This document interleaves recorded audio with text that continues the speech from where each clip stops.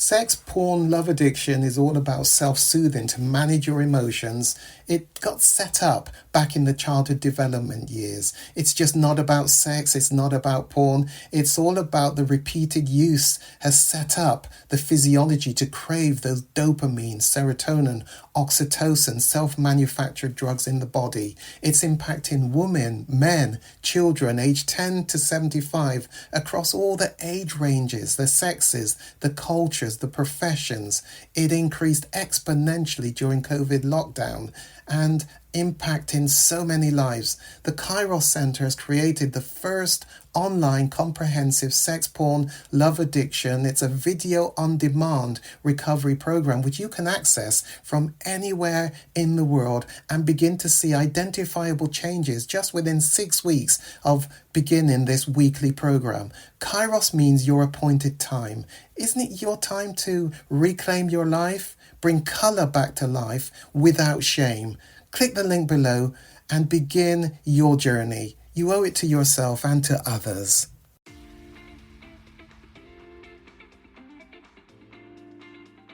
Fight, flight, freeze is the immediate response which they find themselves taking, even though logic has told them the event you're trying to do fight, flight, freeze to protect yourself from was in the past, and it's held in a part of the brain, the logical part of the brain.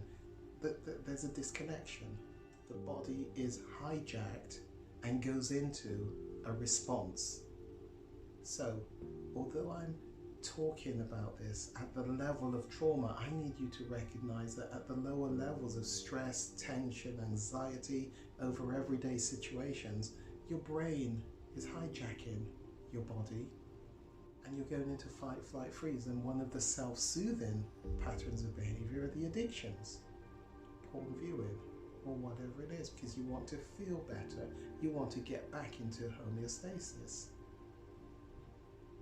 As the fight, flight, freeze system takes over in its effort to maintain safety and survival, she clicks into a reactive state and loses access to the higher brain functions. She becomes unable to distinguish her kind boss from her abusive father. Young people who are abused or traumatized in childhood discover somewhere along the way that addictive substances or the porn viewing behaviors, binging and purging, actually help them manage their emotions and helps them manage stress, tension, trauma, even at the level of post-traumatic stress disorder symptoms. Porn, sex, love addiction is not about porn, sex, or the love. It's about finding a way to manage emotions by getting those potent chemicals into the body. So these substances or behaviors may help them feel more optimistic and energetic and less anxious, at least for a short while. Maybe their addiction helps them sleep, keeps nightmares at bay, or may help them survive the time they have to remain in the household to get through the danger. The addiction brings temporary relief, but there's always a kickback at some point. Guilt, shame, regret. And as those build up,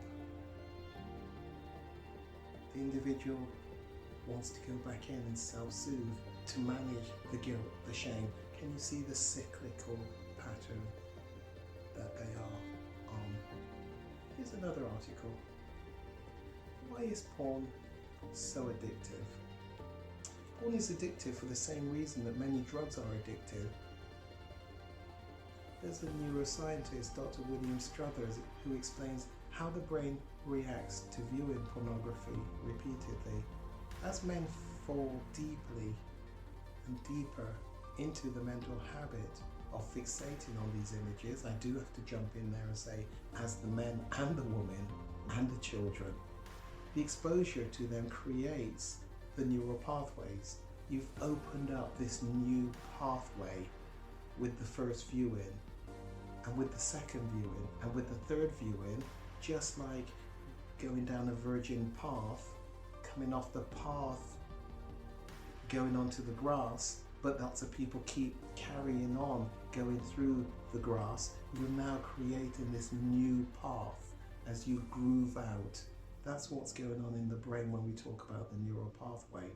So like a path created in the woods, with each successive hiker, so do the neural pathways set the course for the next time an erotic image is viewed. Over time, these neural pathways become wider as they are repeatedly travelled and used, and each exposure to pornography extends the path, digs out a deeper groove. So they become the automatic pathway that you're going to use each time you experience particular negative feelings. The neural circuitry anchors the process, sets it up solidly in the brain, and it keeps on entrenching it with each repeated use. Each lingering stare, each returning to the porn images deepens the Grand Canyon-like gorge in the brain. In an interview with Dr. Struthers, he explains what hormones and neurotransmitters are involved when there is a use of porn. Testosterone. And this is a gonadal hormone produced in the testes, and it's involved in many processes in the body, and one of them is the male sex drive. Testosterone drives a man's interest in sex. Mentally fantasizing triggers a reflective response in the body to release testosterone, and the more the person does that, the more they feel a wave of testosterone which continues to build in the body. And men experience this as an intensive and increasingly growing, stronger desire for a sexual release. This wave of testosterone will occur if a man is thinking about or interacting with his wife, but it also happens when a man is staring at other women or a pornographic image.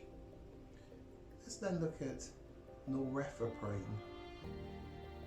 And norepinephrine in the brain's, it's the brain's version of adrenaline.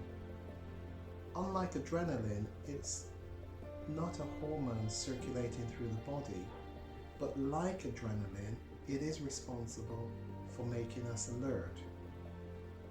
It's the neurotransmitter that is responsible for helping us to wake up and fall asleep, help us to stay alert and awake at work or in class. But during sexual arousal, such as watching porn, it actually alerts the brain something is about to happen and we need to get ready for it. It ramps up the brain's activity. That's what it does. Let's look at serotonin. Serotonin is a neurotransmitter tied to mood. So low serotonin levels can lead to someone struggling with depression.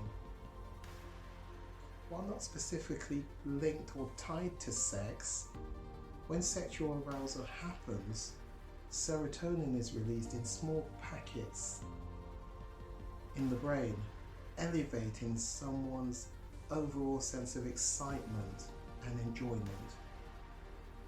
Dopamine. The brain's wired in such a way that it wants to remember where our natural desires were satisfied. For instance, when you're thirsty, you now have to go find water or a drink. And the brain's wired to place significance on the place where we found the fix, the thing that gave us the pleasure, the enjoyment, so that you can return to that place again. So dopamine is the drive-related neurotransmitter that accomplishes this mental focus for us. When we have a natural craving, small packets of dopamine surge from the region known as the mesencephalon into our limbic system, which is part of the brain responsible for emotion and learning. Because dopamine is about focus and significance, when we have a dopamine surge, the sense we feel is, I have got to have this in my body. I've got to do it again. This is what I need right now. And here's where I get it. Dopamine is not sexually specific. It's not just secreted in sex. You're going to get a dopamine high from a deep belly laugh joke. You're going to get a dopamine fix from a bungee jump, from parachute jump, fairground ride. But it also is released during sexual pleasure experience. Dopamine is the way your brain remembers that sexual craving so that you can go back and try and replicate the behaviour to get the dopamine in your body again.